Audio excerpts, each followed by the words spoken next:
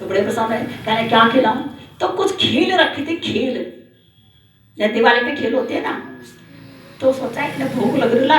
अब उन्हें ये तो पता नहीं था कैसे लला की सेवा की जाती है, कभी पाले नहीं तो साधना में तो योग्य थे। तो एक मुट्ठी खील लेकर के खिला दिया। उसमें कभी कभी खील में देखा कि धान का थोड़ा सा वो रहता है पीस सा, वो ब्राउन ब्राउन बादामी सा, वो मतलब छिलका थोड़ा कठोर होता है। वो जब राम लला ने वो खीर मुट्ठी लेकर खा ली कि और दे दो, एक मुट्ठी और दे दी, तो छोटे से लल्ला के मुंह में खून आ गया। रामकृष्ण परमहंस घबरा गए, लल्ला तेरे मुंह में खून कैसे है? और उधर प्रतिमा में खून आ रहा है। उनके साथ तो जीवित खेल रहे हैं, सदैव खेल रहे हैं। कहले तुमने जो खील दी थी ना, उसमें तिनका था, वो चुभ गया। मेरी माँ तो मसल मसल के खिलाती थी। ये बात मेरी माँ तो मसल मसल के, कौशल्या माँ मसल मसल के खिलाती थी। इतना रोए, कई दिन 7 रात तक स्वामी रामकृष्ण परमहंस बहुत रोए। जिनकी जीभ पर कुछ चटनी चटाने के लिए, खीर चटाने के लिए खीर थी, मुलायम बनाती थी, इतना पकाती थी, फिर भी उंगली अंगूठ से मसल मसल के इनको खिलाती थी, तब इनका पेट भरते थी। आज उन्हीं राम लला की जीभ में मैंने खून निकाल दिया। तो ऐसे राम लला को रोज खिलाते, अपनी गोद में बिठाते, पिता गोद में बिठाते। थोड़े बड़े होने लगे तो सब आपस में खेलने लगे। जैसे श्याम सुंदर भगवान 2 दल बनाते थे, ऐसे दल बना लिए। भरत, शत्रुघ्न, लक्ष्मण और राम ये एक दल में होते थे, और साथ ही दूसरे दल में सब कहते ना हम तो उस दल में होंगे जिसमें राम है, हम तो उस दल में होंगे जिसमें राम है। सारे के सारे राम के दल में चले गए। कह विरोधी दल तो चाहिए ना कुछ पकड़ने के लिए, मतलब चोर सिपाही तो चोर कुछ बने, सिपाही कुछ बने हैं। माला गिल्ली डंडा खेले, कबड्डी खेले, बैडमिंटन खेले, क्रिकेट खेले, बस 2 दल तो चाहिए ही चाहिए। सब कहते हैं हम तो राम के दल में, राम के दल में।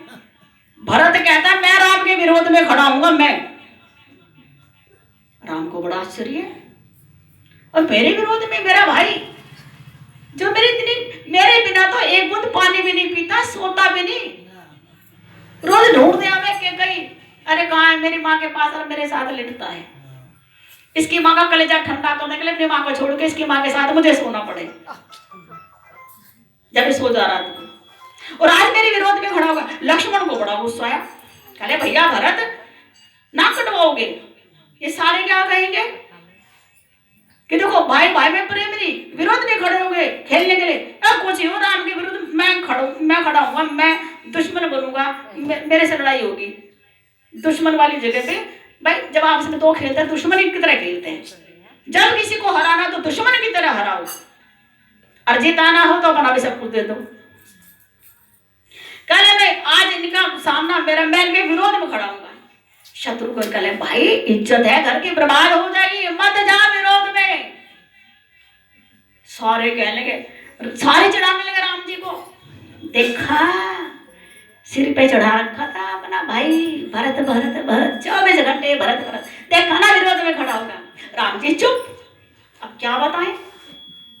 शत्रुघ्न ने कहा अरे भैया मान जा, बड़े भैया मान जाओ, आ जाओ इधर हमारी तरफ। ये एकता है, हमारे खानदान में तो कभी लड़ाई हुई नहीं आज तक। चाहे कुछ भी हो विरोध में खड़ा होगा, मैं सामने खड़ा हूंगा। अब राम जी सोचे से मैं जिता दूं, भरत सोचे ने मैं जिता दूं, खेल में उलझा रहा।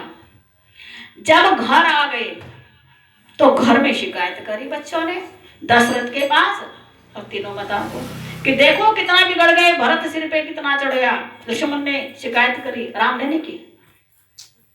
शत्रुघ्न ने शिकायत की, लक्ष्मण ने शिकायत की। देखो पिताजी आज भरत भैया विरोध में खड़े हो गए, पूरे समाज में सारे हमारे मित्र मंडली के, आज हमारे घर का कितना उपवास बना। क्यों मता दम खड़ा हुआ था, बताओ विरोध में क्यों खड़ा हुआ था कि अगर मेरी बात सुनोगे तो ये सारे लोग आगे हम भी विरोध में कल को खड़े होंगे। अगर मेरी बात सुनोगे तो मुझे आशीर्वाद दोगे सारे, और कल को हम भी विरोध में खड़े होंगे। कि ऐसा क्या है विरोध में खड़े होने में? क्या नहीं, देखो जो राम जी के साथ हैं वो राम जी के बाएं दाएं खड़े, और खेलते खेलते सामने तो देखा जाता है, ऐसे थोड़े देखा जाएगा। और जब मैं विरोध में होगा तो राम का मुख मेरे सामने होगा, बस उनके मुख का दीदार लगातार होता है, इसलिए मैं विरोध में खड़ा, इसलिए मैं विरोध में खड़ा था। राम के सामने खड़ा होने को मिल जाए, विरुद्ध पार्टी को राम के सामने खड़े होने का मिलता है, बस इनका दीदार मुझे होता रहे खेल के बहाने, इसलिए मैं विरोध में खड़ा था।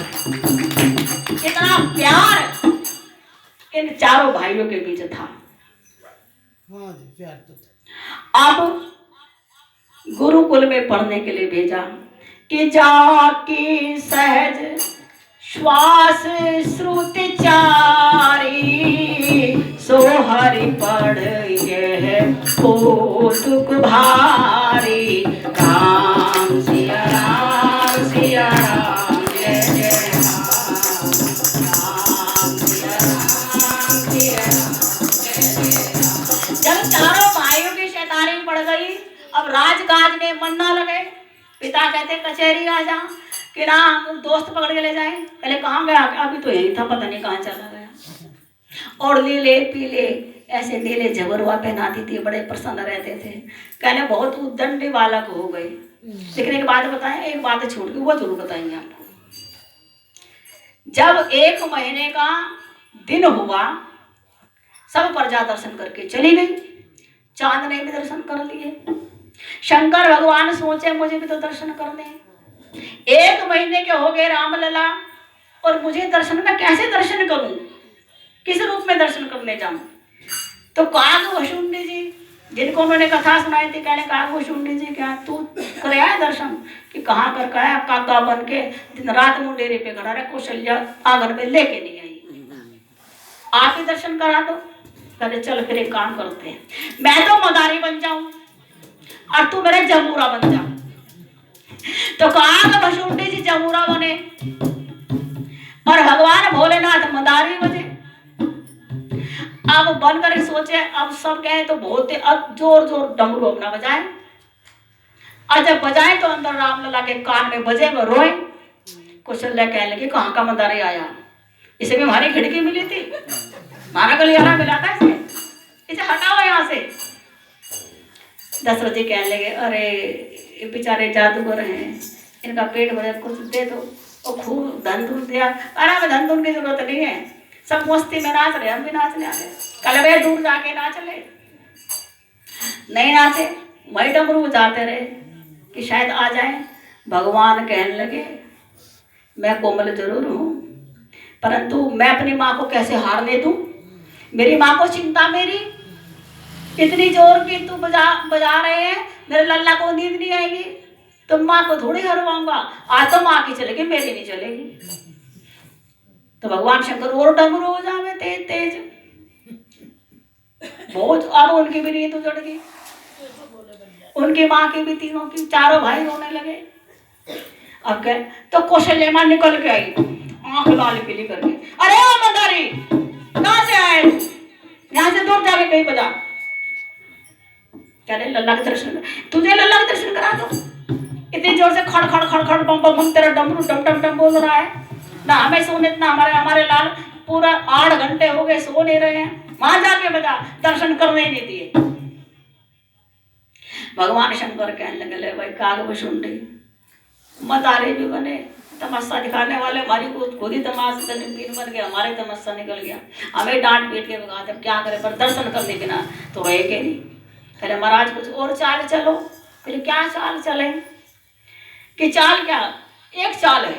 भगवान शंकर कहने क्या कि मैं ज्योतिषी बन जाऊं और तू मेरा उस मतलब चेला बन जाए। गुरु चेला बनते हैं दोनों। कि महाराज फिर अब फिर क्या, पहले तो इन्हें अयोध्यावासी को पटाओ, इनका भाग देखो, फिर चर्चा महल में पहुंचेगी। जैसे भगवान शंकर नट बन के आए थे तो पहले तो दुनिया को पागल करा था, बाद में रानी महाराज को पागल करा था। कहले आज इन्हें हम भी दर्शन करके ना, छाती पे डंका बजा के, डमरू बजा के दर्शन, इनके आंगन में बैठ के दर्शन करेंगे। वो कहाँ में डांटने वाली है कि आंगन में बैठ के ना दर्शन की तो मेरा नाम भी भोलेनाथ करेंगे। तो आज भगवान शंकर वो ज्योतिषी बन जाते हैं और काकभूषुंडी जी उनके चेला बन जाते हैं। अब भगवान राम के महल की एक दासी थी, वो अपने छोटे से लल्ला को लेकर देर ना हो जाए, कशोलिया डांटे ना, काम कर दो, फटाफट भागी जा रही थी। तो कहा भूषण का महाराज कहे कुछ जा पीछे भाग और बुला उसे। कह रहे कहाँ जा रही है तू? भाग के कहे वहां जा रही हूँ अपने लल्ला को लेके, देर हो गई, मेरे लल्ला को निला दुलाने में कुछ लेकर आज भी घर का काम पड़ा होगा बहुत जरा दूरा। राजा लोग पता नहीं कब क्या डांट दे फटकार दे। कहने अरे वो बात की बात है, देख तुझे